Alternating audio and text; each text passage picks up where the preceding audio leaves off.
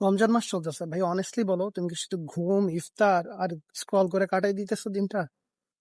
কিন্তু তুমি যদি চাও তাহলে কিন্তু এই রমজান মাসটাকে ইউজ করে নিজের লাইফে রিয়েল একটা চেঞ্জ আনতে পারো। তুমি দেখো ভাই, তুমি যদি একটু ওয়ার্কআউট করো প্রতিদিন, তাহলে দেখা যাবে যে তোমার লাইফে ছোট্ট একটা ইমপ্রুভমেন্ট আসবে। তারপর যদি চাও তুমি কিছুটা স্কিল ইমপ্রুভ করতে পারো, 20 মিনিট দাও স্কিলের জন্য প্রতিদিন। যদি ছোট্ট ছোট্ট করে এক স্টেপ আগাও তাহলে কিন্তু অনেকটা দূর আগে যেতে পারবা।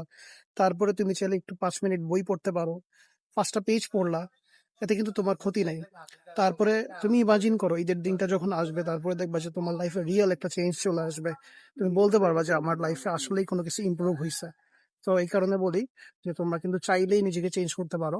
সো আর দেরি করো না। এই ঈদের দিন অবশ্যই আমাকে এসে বললো যে না ভাই, কিছু একটা করছি, নিজেকে আপডেট করছি, আমার লাইফে একটু ইমপ্রুভ হয়েছে। আমার আগামী গত বছরটা যেভাবে নষ্ট হয়েছে এই বছরটা এভাবে নষ্ট হয়নি। সো আল্লাহ হাফিজ, আসসালামু আলাইকুম।